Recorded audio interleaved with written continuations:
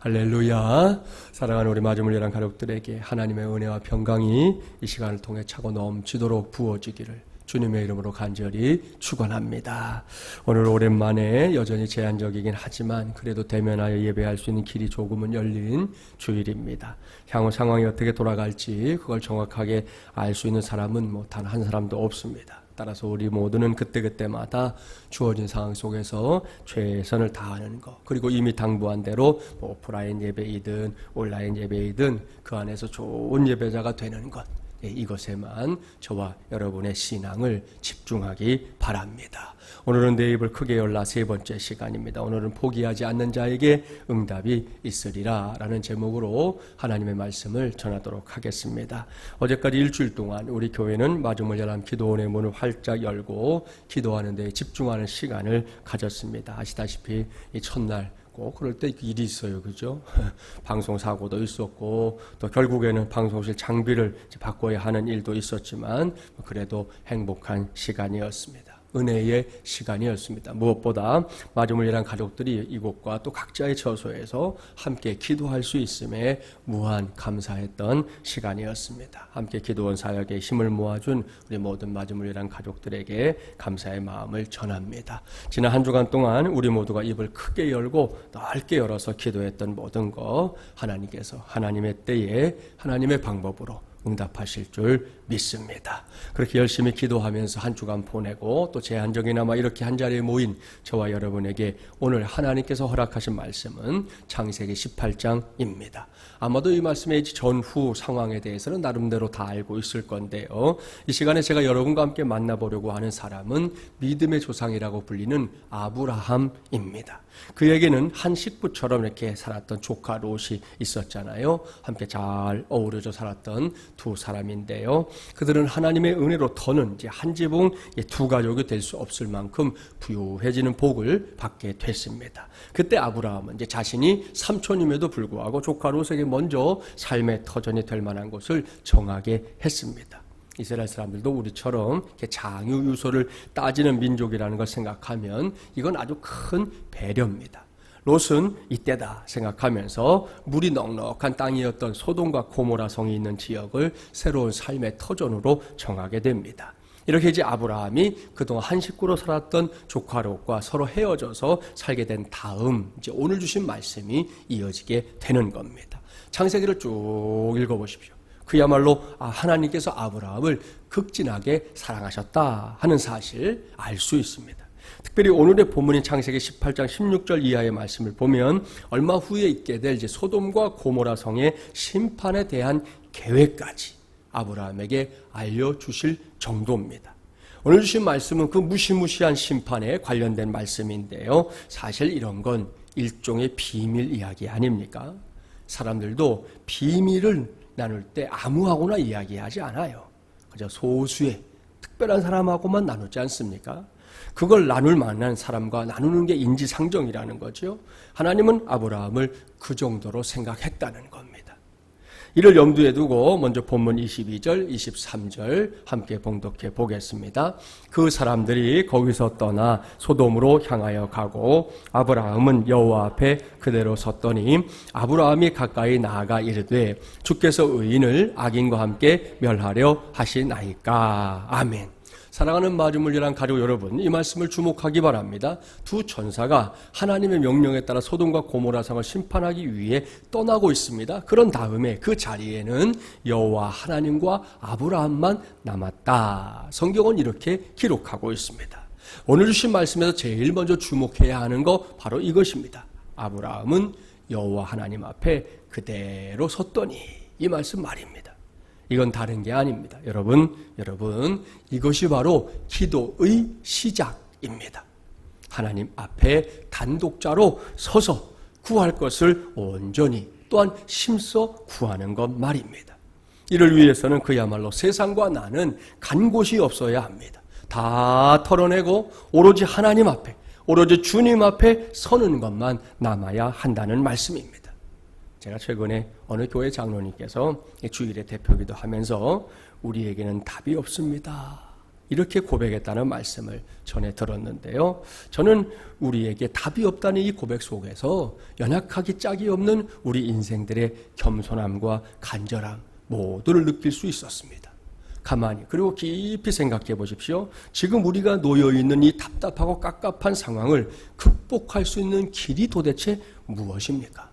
강짜를 부린다고 될까요? 호기를 부리면 이게 해결이 됩니까? 어림도 없습니다. 하나의 답이 있다면 그건 겸손의 자리로 돌아가는 것, 바로 그것입니다. 이 원래 겸손이라는 말은 흙에서 나온 말이거든요. 흙을 의미하는 라틴어 휴무스가 어원이기 때문입니다. 이것은 하나님께서 사람을 창조하실 때 흙으로 창조하셨다는 성경의 기록을 통해서도 확인할 수 있는 사실인데요. 결국 인간의 본래 자리가 어디다? 흙이다, 먼지다, 티끌이다, 이겁니다. 따라서 거기로 돌아가야만 오늘의 문제를 풀 수 있다. 저는 이렇게 믿습니다. 그런 의미에서 지금 우리에게 필요한 것은 100% 우리나라식으로 말하면 석고대죄하는 것입니다. 석고대죄가 뭔지 아시죠? 거적을 깔고 엎드려서 벌 주기를 기다린다. 그런 뜻입니다. 이것은 이제 조선시대 같은 때 상전이 용서해 줄 때까지 그 자리를 떠나지 않겠다는 단호한 의지가 담겨 있는 말인데요. 그렇게 아픈 마음으로 겸손의 자리에서 엎드릴 때, 그렇게 하나님 앞에 단독자로 설 때 우리 주님의 긍휼이 우리 가운데 부어지기 시작할 줄 믿습니다. 그것이 바로 기도의 시작이라는 말씀입니다. 그래서 저는 이러한 기도의 시작을 황홀경의 체험이다, 종종 이렇게 부르곤 합니다. 이 말의 의미가 뭔지 설명해 볼게요. 우리나라의 여러분 지구촌 전체를 놓고 가장 좋아하는 스포츠 아마도 축구일 겁니다. 매일 저녁 뉴스 후에 보면 꼭 나오잖아요. 축구는. 축구 스타 중에서도 지금은 은퇴했지만 우리나라에도 다녀간 이 데이비드 베컴이라고 하는 선수가 있어요. 아주 잘생긴 외모를 가진 축구 스타인데요. 당시에 이 사람이 LA 갤럭시 팀의 소속으로 이제 우리나라 프로 구단과 친선 경기를 하기 위해서 방한했던 겁니다. 이 선수가 제일 잘하는 게 이 프리킥이에요, 프리킥. 세계적인 선수로 꼽히는데 프리킥의 마술사 혹은 황금발의 사나이 이렇게 불렸습니다. 아무튼 이 선수가 우리나라에 들어왔을 때 지금도 기억이 나는데 공항에서부터 난리가 났어요. 수많은 팬들이 공항에 몰려 나와서 베컴을 환호하고 마치 왕을 맞이하듯 영접했기 때문입니다. 인터뷰하는데 어떤 여성 팬은 자신이 몸 안에 있었는지 몸 밖에 있었는지 모를 지경이다 그랬어요. 베컴을 봐서 너무나 행복하다는 겁니다. 베컴이 우리나라에 온 것 자체가 영광이라는 겁니다. 이 정도 되면 베컴교 이렇게 불러도 손색이 없을 거예요. 그러니 베컴이 공항을 빠져나갈 때 자, 그곳에 와 있던 사람들 중에 눈물 흘리는 사람 있었을까요? 없었을까요? 있었습니다. 있었습니다. 저는 그런 모습 볼 때마다 꼭 묻고 싶어요. 도대체 왜 우는 거예요? 왜 울어요? 그렇게 운다고 베컴이 알아주기는 하겠습니까? 어린 반푼어 수도 없는 일입니다. 그런데도 환호합니다. 그런데도 웁니다. 심지어 데이비드 베컴 I love you 하고 쉴 새 없이 외쳐댑니다. 당시 FC 서울팀과 경기를 했거든요. 그 경기에 3만 5천 명의 관중들이 찾아왔어요. 그것도 2시간 전부터 경기장을 찾아왔어요. 지난번에 호날두는 왔다가 얼굴도 제대로 안 보였고 난리가 났었잖아요. 근데 이 선수는 와서 실제 잘 뛰었거든요. 그 전에 베컴이 연습을 하는 경기장에도 수많은 팬들이 찾아와서 베컴을 보고 베컴을 찍고 베컴과 손이라도 한번 잡아보려고 얼마나 했었는지 몰라요. 아무리 그래도 그렇지 우리나라 선수들과 경기하는 거 아닙니까? 그런데 당시에 인터뷰했던 사람들이 대부분이 어떻게 했느냐, 한국 이겨라가 아니라 베컴 이겨라 이렇게 외쳤어요. 지금 생각해봐도 이건 정말 기가 막힐 일이에요. 자, 2020년 현재 지구촌 곳곳에 영향력을 미치고 있는 한류 스타들도 마찬가지입니다. 최근에는 우리나라 음악의 역사를 새롭게 쓰고 있다는 BTS라는 아이돌 그룹, 그들이 가는 곳마다 지금 전 세계에서 별의별 일들이 다 일어나고 있는 중입니다. 우리나라 안에서는 미스터 트롯의 열풍이 불고 있다는 거 다 아시잖아요. 그들이 부르는 노래를 듣고 너무나 큰 위로를 받았다, 이런 고백부터 시작해서 상처를 치유받았다, 내 인생이 다 끝났다고 생각했는데 살 길을 찾았다, 이런 고백들이 줄을 잇고 있어요. 이게 뭔지 아시잖아요. 거의 종교 수준이에요. 지금 종교 수준. 그런가 하면 나이 불문하고 거기에 나오는 사람들이 다 오빠입니다. 60세 70세 된 분들도 오빠라 그러고 왔다 다 오빠예요. 그 중에 제일 어린 친구 하나 있잖아요. 그 친구에게도 극존칭을 사용하면서 노래 한 가락 좀 불러달라고 애원하는 사람들이 전국에 넘칩니다. 전화가 연결되면 다들 그러죠. 와, 이거 꿈 아니죠? 내가 정말 그분과 통화할 수 있는 건가요? 어떤 여성분은 막 이래요. 정신이 나갔어. 정말. 난리가 납니다. 제가 눈꽃만큼도 과장한 게 아니에요. 아시죠? 자, 보십시오. 이렇게 저 바깥 세상에서는 소위 인기 있는 스타 한 사람만 만나도 사람들이 막 흥분하고 열광하고 난리 부르스를 줍니다. 많은 군중 속에 갇혀서 꼼짝 못하는 신세가 되더라도 오직 그 사람을 보기만 하면 된다. 이렇게 생각해요. 그냥 먼 발치에서라도 그야말로 코딱지만하게 보여도 그것만이라도 보기 위해서 고가의 입장료를 지불하고 공연장을 찾아가는 게 사람들이에요. 그 과정에서 어쩌다 그 스타와 눈길이 마주쳐 보십시오. 당장 황홀경에 빠집니다. 그 사람이 꼭 자기를 본 게 아닐 수 있는데, 얼마든지 그럴 수 있는데 날 쳐다봤다 이거예요. 그 눈 속에 내가 있었다는 거예요. 여러분, 이거 절대로 못 고칩니다. 세상에 둘도 없는 명의가 와도 이 병은 못 고쳐요. 그렇기 때문에 그때부터는 밥을 먹지 않아도 괜히 배가 부릅니다. 잠을 자지 않았는데도 눈이 초롱초롱하고요. 결코 피곤하지 않습니다. 이러한 사실을 전제하고 한 가지 묻겠다는 거예요. 그렇다면 우리가 하나님을 만난다는 것은 도대체 어떤 의미입니까? 이 질문에 대한 여러분의 대답이 뭐냐는 거예요. 저와 여러분은 하나님을 만나는 게 저 바깥 세상의 스타들을 만나는 것만도 못한 것이냐? 아닙니다. 결코 아닙니다. 제가 이 시간에 또렷하게 명백하게 말씀드립니다. 우리가 하나님을 만나는 일은 그런 스타들을 트럭으로 태워와서 만나는 것과도 비교조차 할 수 없는 놀라운 일인 줄 믿습니다. 자, 이것이 사실이라면 하나님과 만나는 그 시간, 우리에게 어떤 시간이어야 합니까?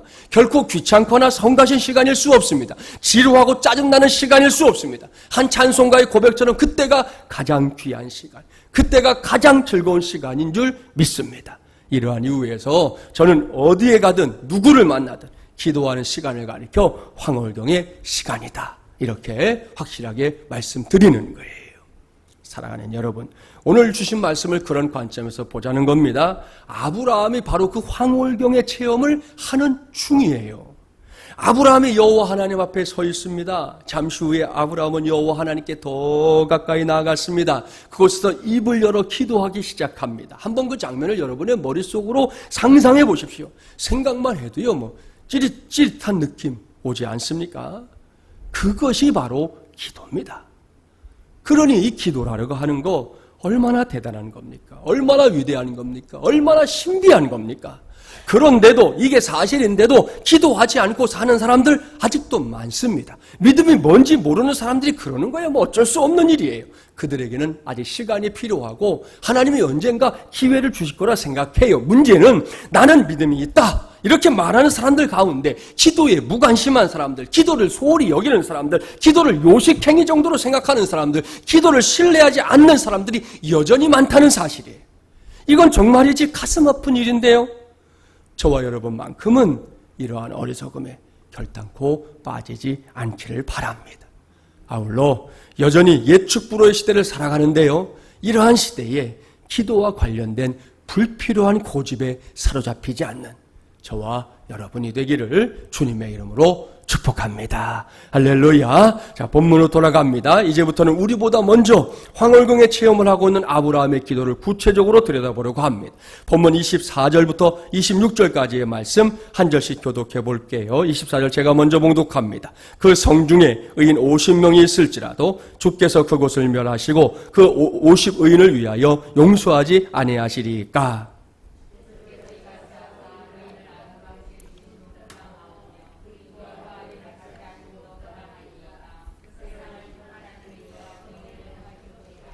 함께 봉독합니다. 여호와께서 이르시되 내가 만일 소돔 성읍 가운데에서 의인 50명을 찾으면 그들을 위하여 온 지역을 용서하리라. 아멘. 할렐루야. 여러분, 우리는 이러한 아브라함의 기도를 가리켜 중보 기도 혹은 중보적 기도 이렇게 부릅니다.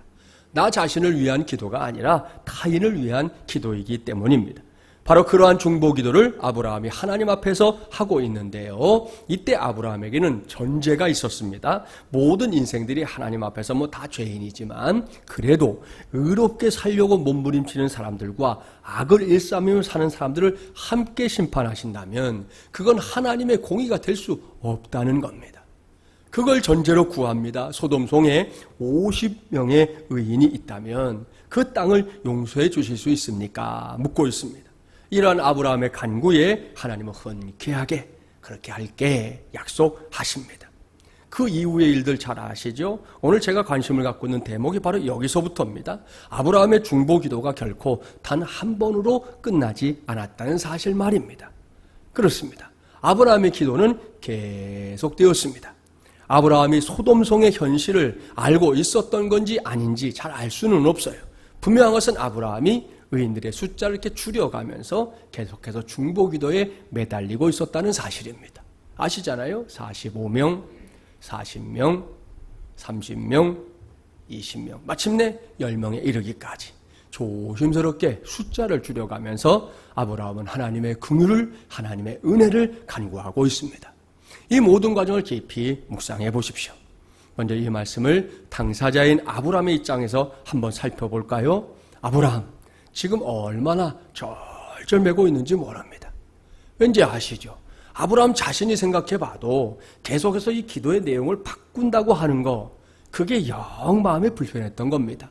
더욱이 지금 누구와 대화를 나누고 있습니까? 전능하신 하나님, 창조주 하나님, 위대하신 하나님과 대화를 나누고 있는 겁니다. 그런데 피조물인 인간이 감히, 그야말로 감히 금방금방 말을 바꿔가며 기도하고 있으니 이게 쉬운 일이냐는 거예요. 힘든 일입니다. 그것도 매우 힘든 일입니다. 본문에서도 그러한 아브라함의 심정을 그대로 읽어낼 수 있어요. 27절 말씀 함께 봉독해 볼까요? 아브라함이 대답하여 이르되 나는 티끌이나 재와 같사오나 감히 주께 아뢰나이다. 다음으로 30절부터 32절도 우리 한 절씩 교독해 볼게요. 30절 제가 읽습니다. 아브라함이 이르되 내 주여 노하지 마시옵고 말씀하게 하옵소서. 거기서 30명을 찾으시면 어찌하려 하시나이까. 이르시되 내가 거기서 30명을 찾으면 그리하지 아니하리라.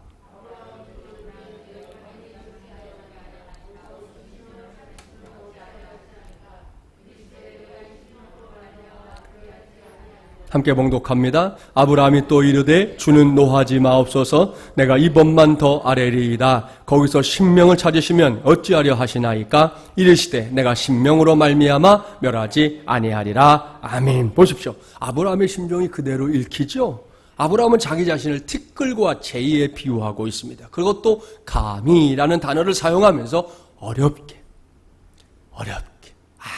아주 어렵게 기도하고 있습니다. 그뿐이 아닙니다. 주는 노하지 마옵소서. 머리를 조아려 가면서 이렇게 간청하며 기도하고 있습니다. 이것이 바로 중보기도에 힘쓰고 있는 아브라함의 모습입니다. 그리고 아브라함이 기도할 때마다 참 좋으신 우리 하나님 그의 기도에 응답해 주시겠다 약속하고 있습니다. 사랑하는 마지못이란 가족 여러분, 이제는 저와 여러분 우리 모두가 이러한 중보기도의 사역자들이 되기를 아주 간절히 바랍니다. 특별히 요즘처럼 전무후무한 시대를 살아가면서도 저와 여러분이 영적인 무감각에 빠지지 않고 어떻게든 기도하기에 힘쓸 때, 그것도 오로지 나만을 위한 기도가 아니라 누군가를 위한 중보기도가 될 때 하나님께서 놀랍게 응답하실 줄 믿습니다. 기회가 되면, 아니 이미 선선한 바람이 부는 가을이 됐잖아요. 꼭 시간을 내서 중보의 기도에 관련된 책자 한 권 정도는 한번 읽어보십시오. 놀라운 하나님의 역사들이 많이 수록되어 있다는 것을 알게 될 겁니다. 중국 내륙 선교회의 창설자 이 허드슨 테일러가 젊었을 때 살던 곳은 런던의 한 가난한 마을이었습니다. 그러니까 서울에 좀 빈민들 사는 그런 곳, 좀 어렵게 사는 분들이 그런 마을이었다는 거예요. 그때 허드슨 테일러는 20 남짓한 청년이었는데요. 그는 매일 몇 시간 동안 중국 지도를 앞에 놓고 기도했습니다. 당시 중국 내륙에 11개의 성이 아직 복음을 접해보지 못한 상태였습니다. 더군다나 이제 바깥 해안선에서는 선교가 많이 이루어졌지만 내륙에서는 복음 전파 자체가 금지되고 있었기 때문에 아무도 그곳에 갈 엄두를 내지 못했고 또 거기에 가서 주님을 위해 핍박받겠다 생각하는 사람들도 없었습니다. 게다가 그때 테일러는 재정도 없고 후원해줄 선교회도 없었습니다. 단지 몇몇 친구가 매주 한두 차례 그와 함께 그 지도 앞에서 거대한 중국의 선교를 위해서 기도할 뿐이었어요. 그런데요, 하나님께서 어떻게 하셨느냐?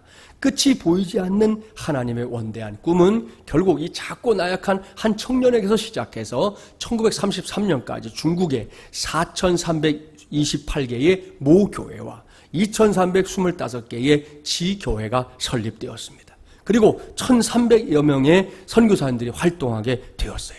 그뿐이 아닙니다. 중국의 교회가 세워진 이래로 세례나 침례를 받은 사람이 그 당시에 약 15만 명을 넘어서는 기염을 더해냈습니다.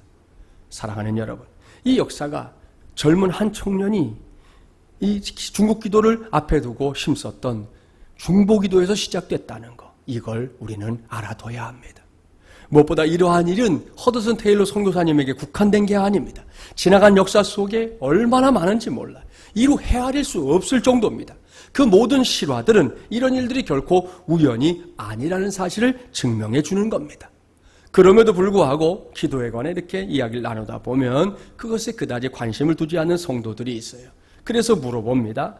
혹 아직도 기도의 응답을 우연으로 치부하는 성도가 있습니까? 그렇다면 한 가지만큼은 분명하게 알아둬야 합니다. 기도와 관련해서 걸핏하면 우연의 일치라는 말을 들이대는 사람들 생각보다 많은데요. 제가 확신하는 거, 그리고 제가 이미 수없이 많이 체험한 사실이 있습니다. 그것은 이상하게도 기도하면 그들이 말하는 우연이라고 하는 것이 생기고요. 기도를 안 하면 그 우연이라는 것도 안 생긴다는 거예요. 여러분, 그래서 김 목사는 기도하겠다는 겁니다. 또한 여러분에게 함께 기도하자, 그렇게 말하는 겁니다. 다시 말씀드립니다. 기도가 응답되는 것이 우연이든 아니든 그건 저의 관심사가 아니에요. 기도하면 반드시 응답이 오기 때문에 기도가 중요하다, 이걸 말씀드리는 거예요. 할렐루야. 여러분, 이래도 기도하지 않고 살겠습니까? 이래도 기도를 우연의 일치다 이렇게 치부하겠습니까? 안 됩니다. 그건 어리석은 일이에요. 더군다나 신앙생활 한다고 하면서 그런 생각 속에서 살아간다? 죄송하지만 그건 불신앙과 다를 바 없습니다. 이 시간에 강조합니다. 우리 모두는 반드시 기도하며 살아야 할 인생들입니다. 먼저 여러분 자신을 위해 기도하십시오. 필요해요. 그리고 하나님께서 여러분에게 중보할 수 있는 마음을 부어주시거들랑 바로 그 중보 기도에도 힘써 보십시오. 하나님께서 반드시 응답하실 줄 믿습니다. 그런데 기도에 힘쓸 때 우리 모두가 본문에 나오는 아브라함으로부터 반드시 배워야 할 기도의 태도가 있습니다. 그것이 뭐냐? 그것은 포기하지 말고 기도해야 한다. 바로 이것입니다.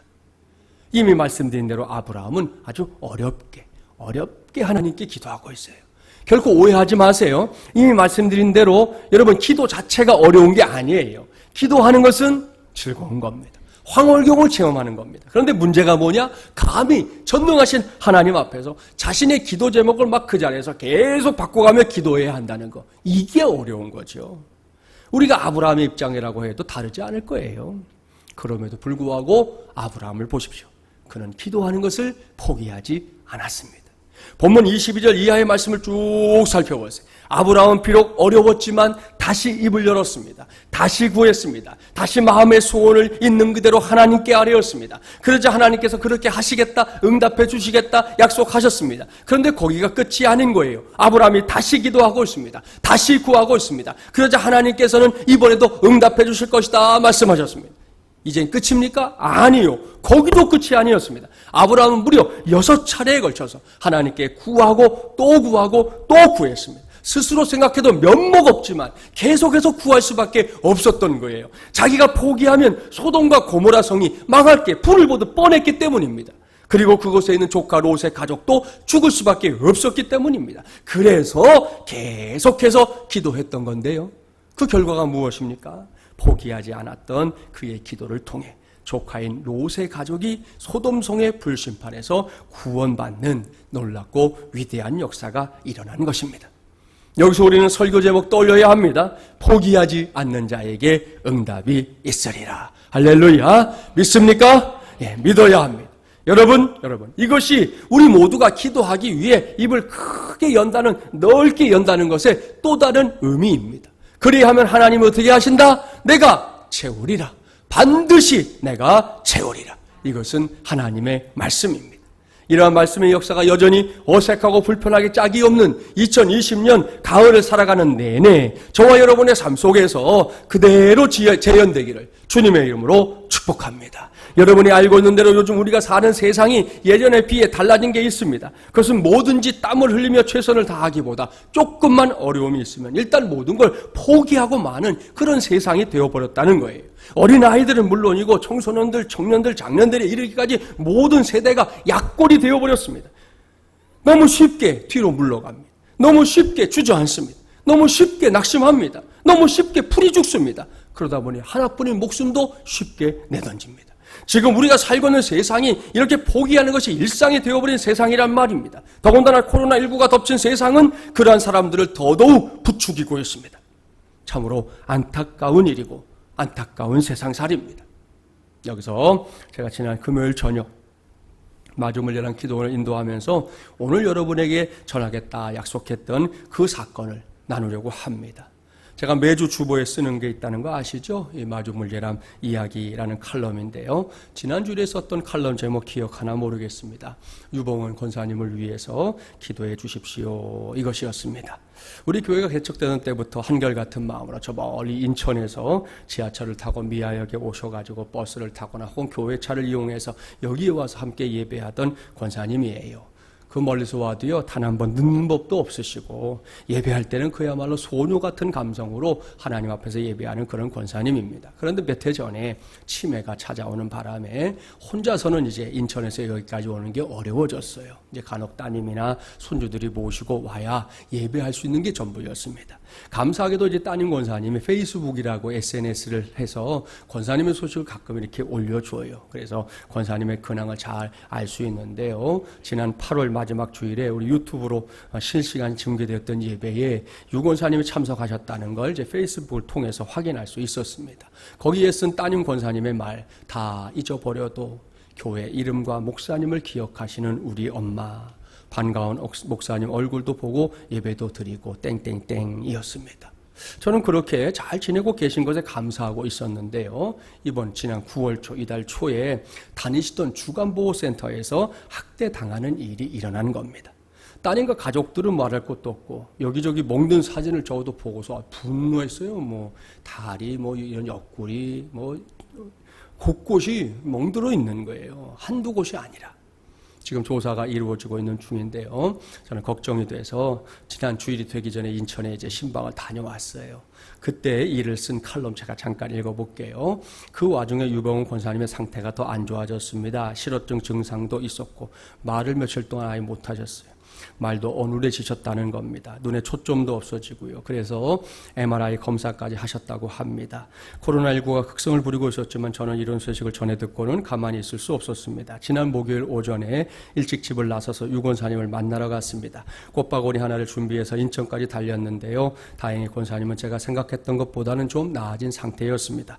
따님의 이야기를 들어보니 전날 저녁에 제가 지난주에 설교했던 걸 듣게 해드렸다는 겁니다. 지난주일 설교가 내 입을 크게 열고 기도하라 이런 내용이었지 않습니까? 따님이 목사님께서 기도하라고 하신다고 엄마도 아멘 하면서 그 말씀을 받으라고 했더니 권사님이 어눌하지만 아멘 아멘 하시더라는 거죠.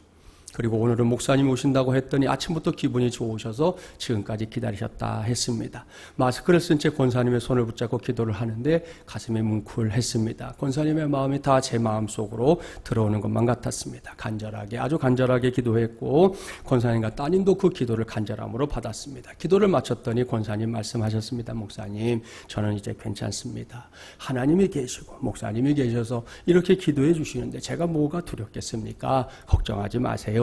이렇게 말씀하시는 권사님을 뒤로 하고 교회로 돌아오는 길에 권사님을 위해 더욱 간절하게 기도했습니다. 자, 이렇게 이제 교회로 돌아와서 이제 지난주일 칼럼을 쓴 거예요. 그런데 며칠 전에 따님 권사님이 이런 글을 페이스북에 올렸어요. 영화처럼 어제 아침엔 의식도 없고 심폐소생술하고 자고 있는 아이들 마지막으로 할머니 보라고 깨웠는데 119 대원들 오시고 기적처럼 의식도 돌아오고 오히려 더 힘이 넘치는 우리 엄마. 신기하다고 하기엔 너무 무섭고 힘든 시간이었는데 죽음과 삶의 공간을 다녀오시는 우리 엄마 하루 종일 이야기하시고 노래하시고 오랜만에 산책도 하시고 하나님의 은혜 감사합니다. 이런 글이 딱 올라왔어요.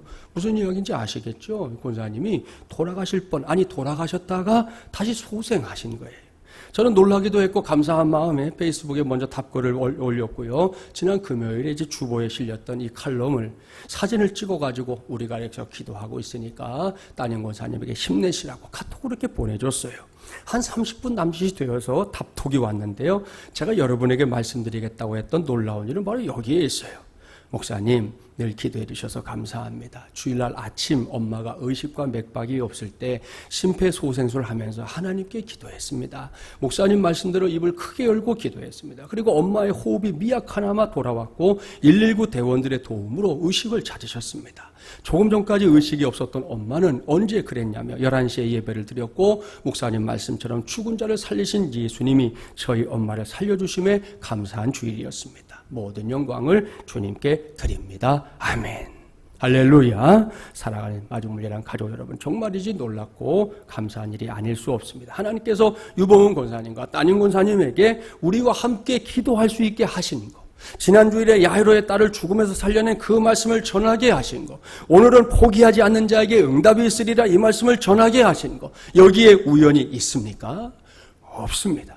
그야말로 시공을 초월해서 역사하시는 하나님의 은혜만 있는 줄 믿습니다. 사랑하는 마중물리랑 가족 여러분, 전무후무한 2020년 가을을 기도하면서 살기로 마음을 먹고 있는 저와 여러분 모두가 믿음 안에서 이 따님 권사님의 포기할 줄 모르는 열정을 나의 것, 우리의 것으로 삼게 되기를 간절히 바랍니다. 어머니의 호흡이 끊어진 게 분명했는데도, 그래서 자고 있는 자녀들까지 깨워서 마지막 인사까지 시켜야 했던 그 상황에서도 포기하지 않고 내 입을 크게 열라, 내 입을 넓게 열라, 주신 말씀 꽉 붙잡고 기도했던 그 권사님 말입니다. 거기에 하나님의 응답이 나타난 줄 믿습니다. 오늘 주신 말씀은 물론이고 성경 곳곳을 살펴보세요. 포기할 줄 모르고 하나님께 기도했던 사람들 치고 응답받지 못한 사람 단 한 사람도 없습니다. 우상 숭배로 인해 멸절의 위기에 놓인 이스라엘 백성들을 위해 포기하지 않고 기도했었던 모세의 기도가 응답받았고요. 3년 6개월 동안 단 한 방울의 비도 내리지 않았던 이스라엘 땅을 위해 엘리야가 포기하지 않고 얼굴을 무릎 사이에 넣고 기도했을 때 그 땅에 단비가 내리는 응답의 역사가 일어났습니다. 소경이요 거지였던 바디메오는 예수님께서 지나가실 때 자신의 처지를 온 힘을 다해 알렸습니다. 그러니까 사람들이 시끄럽다, 잔소리가 많다, 꾸짖으며 베드로를 제지했잖아요. 하지만 이 바디메오는 포기하지 않았습니다. 더 크게 구했습니다. 결국 감겼던 눈이 떠지고 광명한 세상을 보게 되는 응답을 받았습니다. 그 밖에도 많은 사람들이 기도하되 그저 기도한 정도가 아니라 포기하지 않고 기도했을 때 그들 모두가 하나같이 응답의 역사를 체험할 수 있었습니다. 사랑하는 여러분, 이제는 저와 여러분의 차례입니다. 신신당부합니다. 어떤 경우에라도 포기하지 마십시오. 사방팔방이 다 막혀도 포기하기엔 이릅니다. 우리에겐 아직 그리고 늘 열려있는 문이 하나 있습니다. 그것은 하나님의 보좌를 향해 열려있는 기도의 문, 바로 그 문인 줄 믿습니다. 그 문 앞에 서서 입을 크게 열고 입을 넓게 열고 우리 모두 기도합시다. 절대로 포기하지 말고 기도하십시다. 결코 하나님의 응답하심이 우연이 아니라 필연으로 우리의 삶에, 우리 교회 가운데 주어지게 될 줄 믿습니다. 이러한 믿음의 기도로 코로나19의 세상을 하나씩 하나씩 헤쳐나가며 살아가는 저와 여러분이 되기를 주님의 이름으로 간절히 축원합니다.